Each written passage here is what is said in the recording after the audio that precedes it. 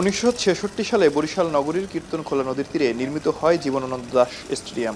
এরপর 2006 সালে flood light media centre, পাঁচতলা প্যাভিলিয়ন নির্মিত হলেও আন্তর্জাতিক কোনো আসর হয়নি স্টেডিয়ামটিতে।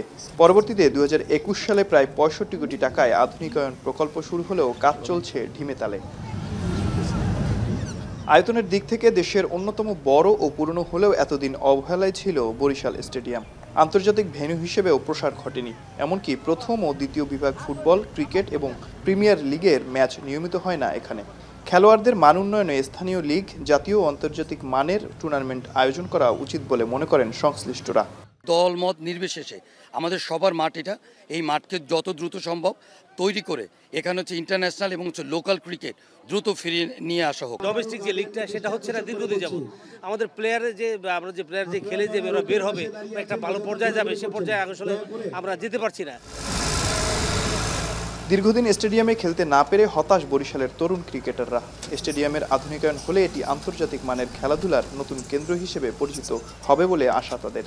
17-18 সাল তখন ফার্স্ট ডিভিশন খেলছি, নন স্টপ এখন 2025 চলতেছে, নন স্টপ কোনো খেলা নেই। বর্তমান যারা প্লেয়ার আছি আমাদেরকে দেখা যাচ্ছে যদি আরো এরকম 2-1 বছর থাকে তাহলে আমাদেরকে খেলাধুলা বাদ দিয়ে হয়তো চা বিক্রি করতে হবে।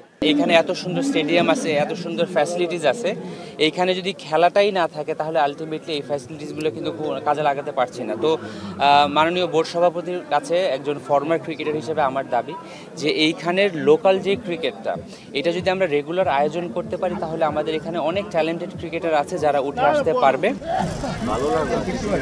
এদিকে বরিশালের মাটিতে প্রথমবারের মতো ক্রিকেট বোর্ডের সভাপতি। দেশের অন্যতম বড় স্টেডিয়ামে 1 দশকের বেশি খেলাধুলা বন্ধের খবর শুনে বিস্ময় প্রকাশ করেন আমিনুল ইসলাম বুলবুল। আবারও মাঠে খেলাধুলা ফেরানোর নানা পরিকল্পনার কথা জানিয়েছেন তিনি। শুনতে কষ্ট হচ্ছিল যে 10 বছর 20-15 বছর ধরে এখানে লিগ হয় না। একটা লিগ যদি না হয়, একটা ছেলের সাথে আপনি অবিচার করছেন। হাজার হাজার ক্রিকেটার আমরা নষ্ট করে দিয়েছি না খেলার হওয়ার কারণে। আমরা খুব চেষ্টা করছি যে কিভাবে এই মাঠ উন্নয়ন করে আমরা কিভাবে বরিশালকে আরো অ্যাক্টিভ ক্রিকেট বিভাগ হিসাবে আমরা পরিচালনা করতে পারি। আধুনিকায়ন শেষে মাঠে খেলাধুলা ফেরানোর পাশাপাশি স্টেডিয়ামটি আন্তর্জাতিক ভেন্যু হিসেবে পরিচিত পাবে বলে মনে করেন সংশ্লিষ্টরা। অমিত হাসান, এখন, বরিশাল।